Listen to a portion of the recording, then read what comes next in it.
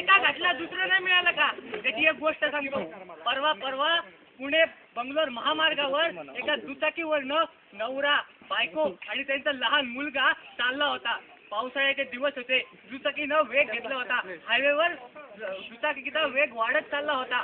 पावसाची रिबरिबही वाढत चालली होती आणि समोरनं अचानक एक ट्रक आला आणि तिनं त्या दुचाकीला धडक दिली.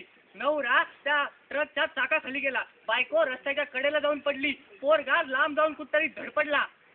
क्षणात होत्याचं नव्हतं झालं आणि दोन क्षण काय चाललंय कुणालाच काही समजेना. बायको कशी शुद्धीवर आली. इकडे तिकडे बघायला लागली. अरे नवरा कुठे आहे? माझा पोरगा कुठे आहे? त्याचा तिची नजर ट्रककडे गेली. ट्रकच्या चाकाकडे गेली आणि तिने एकच किंकाळी फोडली. तिचा नवरा त्या चाकाखाली गेला होता. नवऱ्याचं डोकं ट्रकच्या चाकावर गेलं होतं. मेंदूचा चेंदा मेंदा झाला होता. रक्ताचा सडा सगळ्या रस्त्यावर पडला होता. तिने एकाच आकांताला ओरडू लागली. तिच्या काळजाला भोग पडावं इतकं दुःख तिला झालं होतं. ती गुडघ्यामध्ये डोकं खुपसून ढसा रडायला लागली होती. अरे ज्याच्याबरोबर उभ्या आयुष्याचं स्वप्न पाहिलं तो पती माझा गेला, पण ज्याचा आधार घेऊन मला जगायचंय तो माझा मुलगा कुठे आहे? तसेच तिची नजर त्या मुलाकडे गेली. मुलगा खड्ड्यातनं कसा बसा उभा राहिला. त्यानं आईकडे बघितलं. आई ठीक होती, पण बाप! तेवढ्यात त्याची नजर गेली त्या ट्रककडं.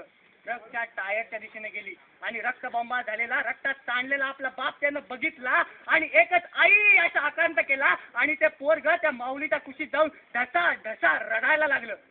त्या माऊलीला कळून चुकलं. अरे याचा माझा पती गेलाय, पण याचा पिता गेलाय. दुःख तर दोघांचं सारखंच आहे.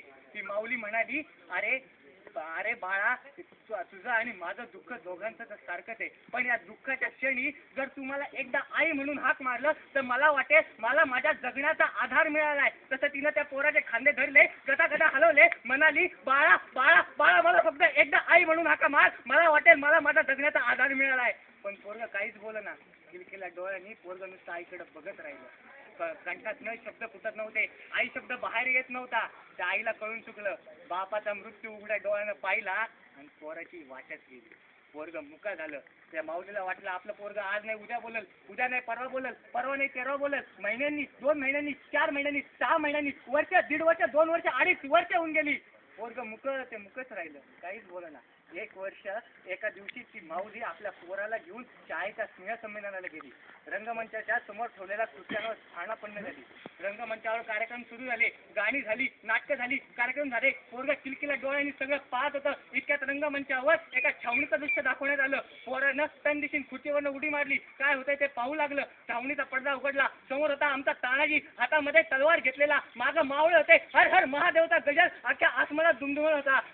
परत तन दिशीन उभा राहिला. इकडे तिकडे बघू लागला. पुढे काय होतं ते औत्सुक्याने पाहू लागला. आणि तोपर्यंत तानाजीने गर्जना दिली होती, आधी लगीन कोंडाण्याचं आणि मग माझ्या रायबाचं. आणि जय भावनेच्या गर्जना असं म्हणतात घुंगुमत होत्या. त्या पोराला कळून चुकलं. अरे ज्या अर्थी इथं तानाजी आहे तसे माझे देवता माझा शिवाजी पण इथंच कुठतरी असला पाहिजे. पोरगा तडवीशीन उठला. इकडे तिकडे बघू लागला. त्याच्या केविलवाण्या नजरा कोणाला तरी शोधत होत्या. कुठे माझा शिवाजी? इतक्यात समोरनं रंगमंचावरनं शिवाजींचं आगमन झालं. पोराचे हात ताट झाले. मुठा वळायला गेला. श्वास भरून आला. जामनांमध्ये रक्त सळसळ आणि पोरगा एकदम बोलून गेला, आई बघतो शिवाजी.